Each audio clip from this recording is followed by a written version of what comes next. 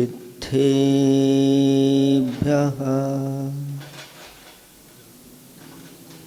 ॐ नमः सिद्धेभ्यः ॐ नमः सिद्धेभ्यः।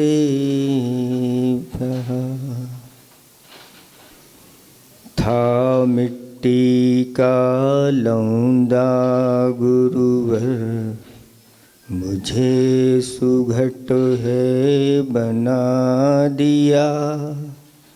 मैं अनगढ़ पाषाण था भैया, जिन मूरत दे सजा दिया। मैं ठेठ जो बांस बना था, मुझे बांसुरी बना दिया। कैसे उनके गुण गाऊं मैं, दिया हाथ में थमा दिया। दिया हाथ में थमा दिया। देवादिदेव 1008 कैवल्य कमलापति श्री आदिनाथ भगवान की जय। देवादिदेव 1008 घाटोल के बड़े बाबा श्री वासु पूज्य भगवान की जय। देवादिदेव 1008 वर्तमान शासन नायक महावीर भगवान की जय। गुरु नाम गुरु आचार्य प्रवर गुरुवर श्री विद्या ज्ञान सागर जी महामुनि राज की जय। परम पूज्य आचार्य प्रवर समाधि सम्राट वात्सल्य मूर्ति अध्यात्म सरोवर के राजहंस साधना के शिखर पुंज आचार्य गुरुवर श्री विद्यासागर जी महामुनिराज की जय। 3 कम 9 करोड़ मुनिराजों की जय। बोलो विमल सागर जी महाराज की जय। बोलो मुनि संघ की जय। धर्म स्नेही भव्य आत्माओं,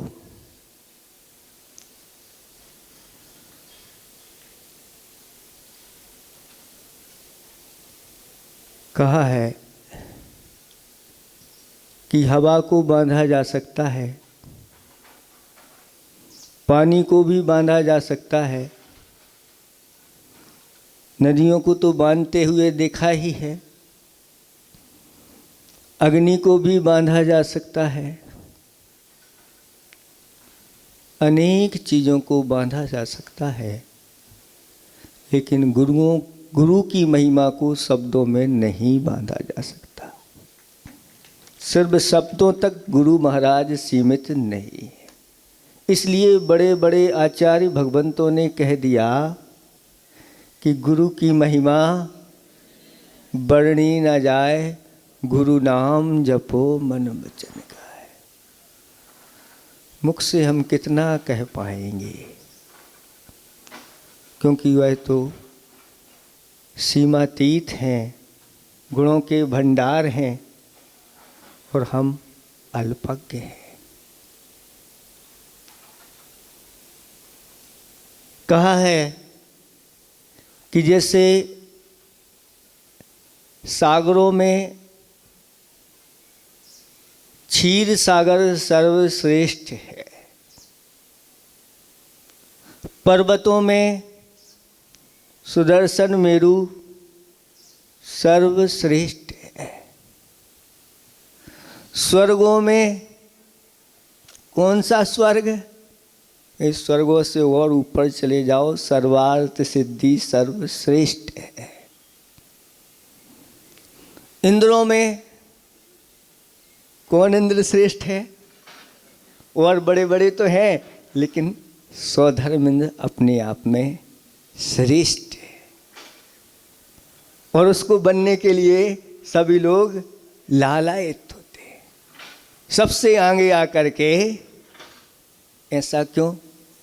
क्योंकि भगवान के पंच कल्याणकों को सबसे आगे करने का अधिकार स्वधर्मेंद्र को है। इंद्रों में स्वधर्मेंद्र श्रेष्ठ है। गायों में कामधेनु श्रेष्ठ है, रसों में मधुर रस, मीठा के बिना तो पंगत दी जाए आप लोगों के लिए, और मीठा ना हो तो सब लोग इधर उधर देखते हैं, क्या खो गया इनका है, वो चीज तो आई नहीं। तो रसों में मधुर रस श्रेष्ठ है, धर्मों में अहिंसा धर्म श्रेष्ठ है, व्रतों में ब्रह्मचर्य व्रत श्रेष्ठ है, धातुओं में सोना श्रेष्ठ है, रत्नों में चिंतामणि रत्न श्रेष्ठ है, वृक्षों में कल्प वृक्ष श्रेष्ठ है। ऐसी बहुत सारी श्रेष्ठ वस्तुएं हैं। उसी प्रकार से इस भारतवर्ष में सभी साधु वृंदों में, आचार्य वृंदों में हमारे गुरुदेव श्रेष्ठ हैं, उनकी कोई सानी नहीं है। आज हम क्या मना रहे हैं? आचार्य पदारोहण दिवस। लेकिन जब जब आचार्य भगवंत पदारोहण दिवस आता है और बात आती है, उनसे कहते हैं, तो वे कभी अपना मनाते नहीं, और बैठ कर के अगर मुख से कहेंगे तो कहते हैं आज का दिन आचार्य पद त्याग का दिन है। देखो कैसी अध्यात्म दृष्टि गुरुदेव की है। आप लोग खुशी मना रहे हो, आनंदित हो रहे हो, लेकिन मैं इसलिए मुस्कुरा रहा हूं कि हमारे गुरुदेव ने ऐसे ही मुस्कुराते हुए अपने पद का त्याग कर दिया, और उस समय मैं भी मुस्कुराया था। और पूज्य गुरुदेव ने हमसे पूछा था कि तुम क्यों मुस्कुरा रहे हो? तो उन्होंने ये कहा कि आचार्य भगवंत, जैसा आपने अपने इस पद को खुशी खुशी त्याग कर दिया, सहज में त्याग कर दिया, एक दिन मैं भी ऐसे ही इस पद का त्याग करूंगा। वो उनकी बुद्धि में अभी तक बैठा हुआ है निरंतर, पद का नहीं, वो तो हम गुरुदेव की जो आज्ञा थी उसका कर्तव्य कर रहा हूँ। और इतने बड़े बड़े महान कार्य गुरुदेव ने हमारे किए हैं, और वो जब भी कहते हैं कि ये मैं कोई उसका करता धरता नहीं, जो कुछ हो रहा है उन गुरुदेव के आशीर्वाद से हो रहा है, सब उन्हीं पर ही छोड़ देते हैं। वो कहते थे उनके बारे में क्या बताऊं, ऐसी वृद्ध अवस्था में भी ऐसा उन्होंने पुरुषार्थ किया।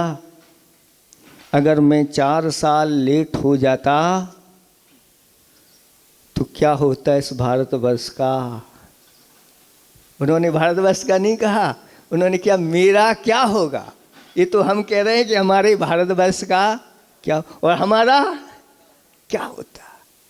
और आप लोगों को भी ऐसे महाराज चतुर्मास को ताप कर महान कार्य। उन्होंने कहा ऐसी उनकी गुरुदेव की लगन रहती थी अध्ययन करने की और कराने की, कि सुबह से लेकर के शाम तक 8 घंटे, सुन रहे हैं आप लोग, सुबह से क्लास प्रारंभ कर देते थे और शाम तक क्लास चलती थी। सिर्फ आहार करने जाना और सामायिक का समय, बाकी समय निरंतर पढ़ाते रहते थे।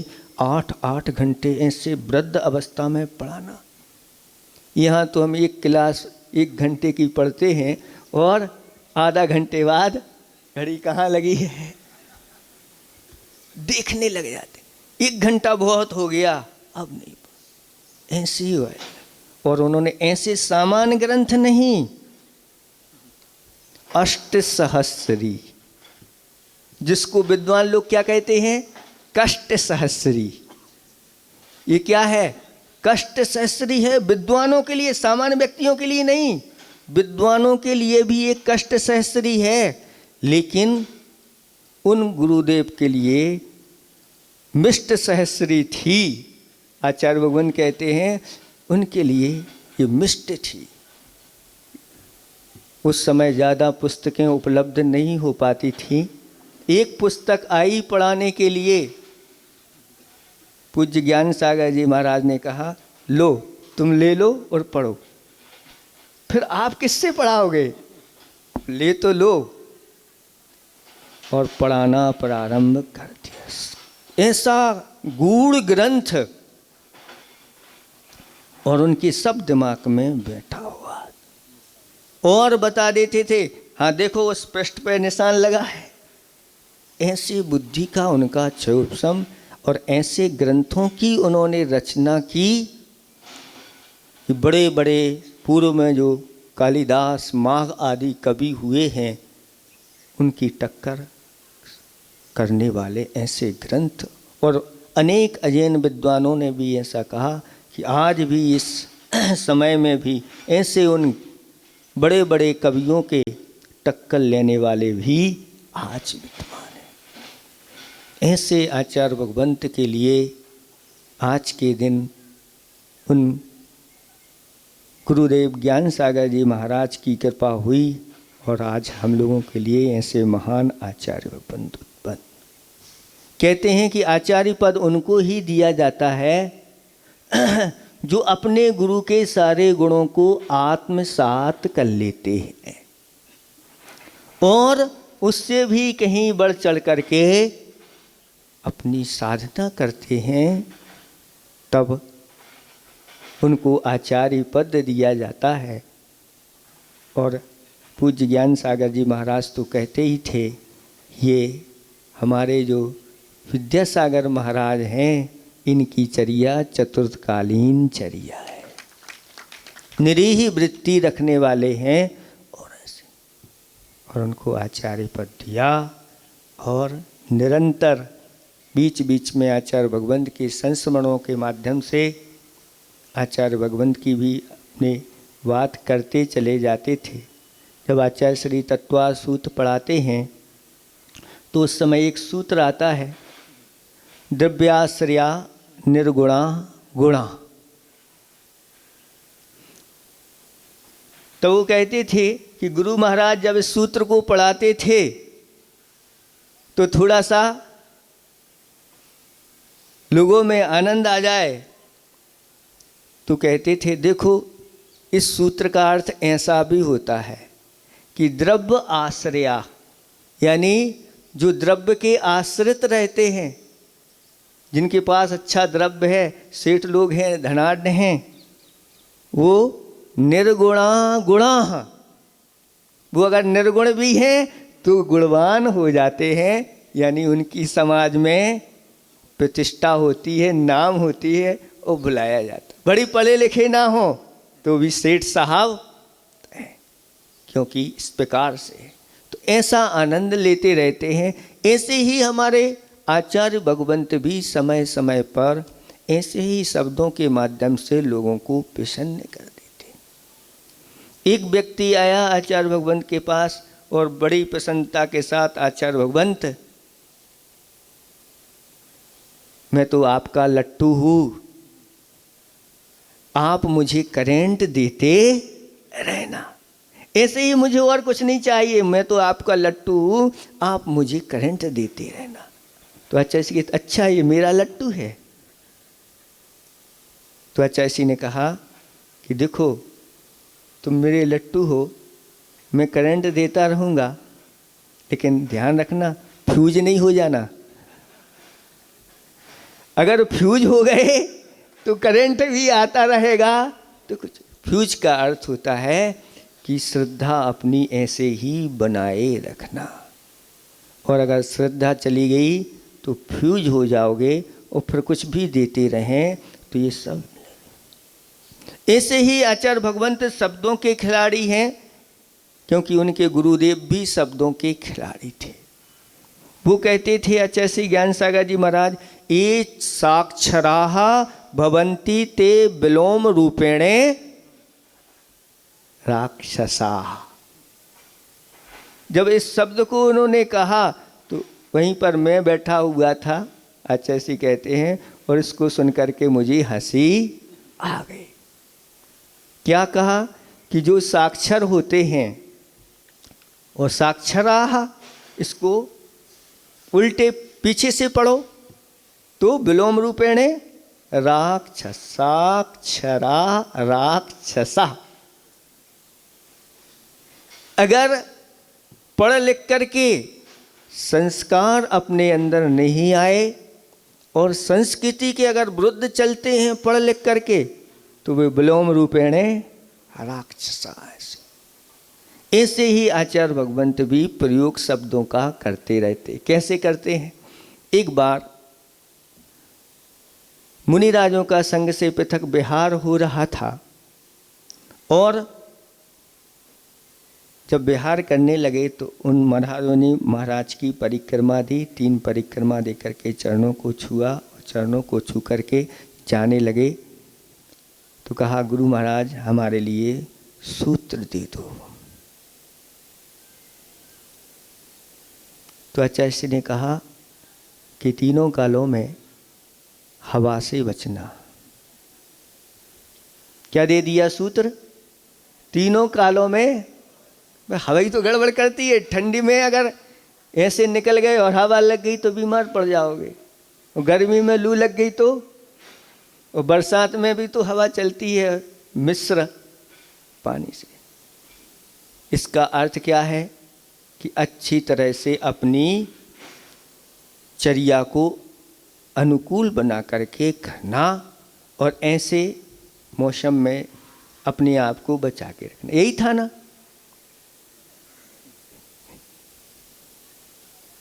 महाराज ने कहा कि हवा से बचना, इसका अर्थ क्या है? तो उन्होंने कहा, देखो हवा, और इसका विपरीत बाह। बाहर तो जा रहे हो, लेकिन बाहर की बाह से बचना, यानी ख्याति पूजा लाभ में नहीं पड़ना। और जो उस ख्याति पूजा लाभ में पड़ जाते हैं, अपनी वाह चाहते हैं और लोग हमारी वाह करें, तो कहते हैं उनकी साधना सही साधना नहीं मानी जाती, ये साधना की कमी मानी जाती। ऐसे ही अपने आचार्य भगवंत के गुणों को वह आत्मसात किए हुए हैं, और बताते थे आचार्य श्री जी कि ज्ञान सागर जी महाराज, उनके पैर में साइटिका था, वृद्ध अवस्था थी, और साइटिका का बहुत तेजी से दर्द उठ जाता था। लेकिन 3 संध्या की काल की सामायिक वह पद्मासन लगा करके करते थे, और कहते थे कि देखो ये सामायिक जो है वह सामायिक पूरी पढ़ाई की परीक्षा है। सामायिक में जब भी बैठते, अब ये मेरी परीक्षा है, अगर इसमें अगर फेल हो गए तो फिर सब में फेल हो जाओगे, इसलिए इसमें पास होना है। ऐसे ही आचार्य भगवंत ने एक और सुनने में आया था कि जब आचार्य भगवंत का विहार हुआ, अनियमित बिहारी थे गुरुदेव, अब दीक्षा हो गई, आचार्य भगवंत ये बन गए, तो विहार कर दिया। तो उन्होंने विहार करने के बाद ज्ञान सागर जी महाराज जी को साइटिका का दर्द उठ गया, रास्ते में कोई नहीं है, आगे विहार करना है, अब ऐसे में वो विहार नहीं कर पा रहे हैं। तो क्या किया, क्या करें? उनको अपने कंधे पर बैठाया, अपनी पिच्छी यहाँ दबाई, और उनका कमंडल और अपना कमंडला हाथ में लेकर के और बहुत दूरी तक उन्होंने प्यार कराया। ये है गुरु की प्रति भक्ति। किसी ने पूछा कि आचार्य भगवंत,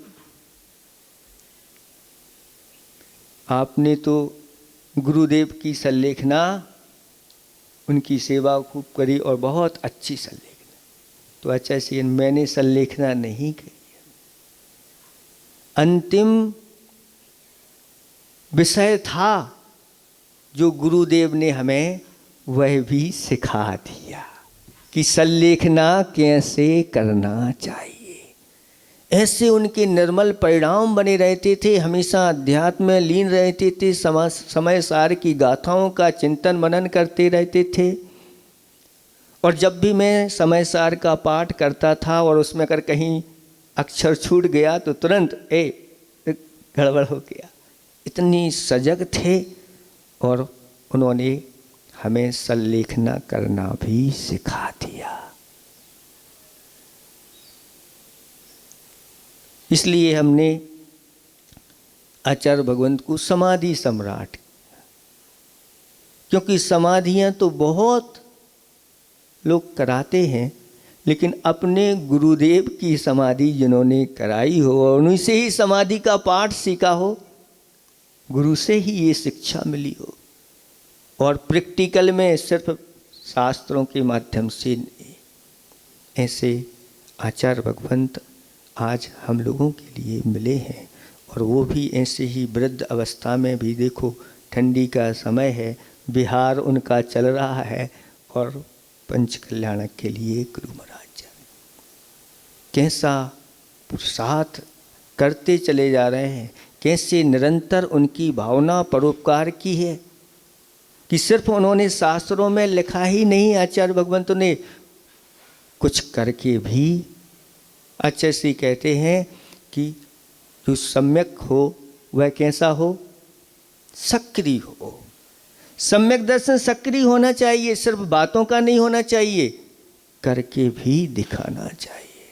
और आचार्य भगवंत ने बहुत सारे ऐसे जीवंत कार्य किए हैं जो युग युग तक दुनिया याद रखेगी। ऐसे आचार्य भगवंत के बारे में जितना कहा जाए सब कम ही है। हम तो ये कहेंगे, आचार्य भगवंत भी समय समय पर कहते हैं कि गुरु ने मुझे प्रकट कर दिया, दिया दे दिया। उनको भी दिया दे दिया और हम लोगों को भी गुरु महाराज ने प्रकट दे कर दिया। और दिया कौन सा दिया? रत्नात्रय का दीपक दे दिया। अब तुम कहीं भी चलते जाओ, चिंता की कोई बात नहीं। रत्न दीपक दिया है जो कभी चाहे तूफान चले, चाहे पानी बरसे, चाहे कुछ भी हो, ये दीपक बुझने वाला नहीं। बस उन गुरु महाराज को याद करते हुए, और बड़े बड़े परिचय भी आते हैं तो हम लोग सब सहन करते चले जाते। और हम लोगों को आचार्य भगवंत ने ऐसे ही सारे परिचय अच्छी तरह से, चाहे अमरकंटक हो, अमरकंटक की ठंडी और कुंडलपुर की गर्मी, ऐसी गर्मी की रात्रि में ऐसी गर्म लू चलती है कि बस पापड़ सेंकते रहो। ऐसी उस गर्म लू में भी हम लोगों का समय निकला है, और गुरु महाराज बड़ी प्रसन्नता के साथ ये सब चीज़ें हैं। यही अंत में हम भावना बातें हैं कि गुरुदेव वह दीर्घायु हो, पूर्णायु हो, चिरायु हो, शतायु हो, और निरंतर गुरुदेव हम लोगों के हृदय में विराजमान रहें और गुरु आज्ञा निरंतर पलती रहे। इन्हीं भावना के साथ जब तक इस पृथ्वी पर सूर्य चंद्रमा विचरण करते रहें, स्वर्गों में इंद्रगण अपनी शासन करते रहें, इस पृथ्वी पर गंगा सिंधु नदियाँ बहती रहें, जब तक मेरू पर्वत अचल होकर के रहे, ऐसे ही हमारे गुरुदेव का यश इस पृथ्वी पर जीवंत बना रहे। अहिंसा परमो धर्म की जय। बोलो आचार्य गुरु विद्यासागर जी महाराज की जय। बोलो विमल सागर जी, अनंत सागर जी, धर्म भाव सागर जी महाराज की जय। सभी पंचमानुभव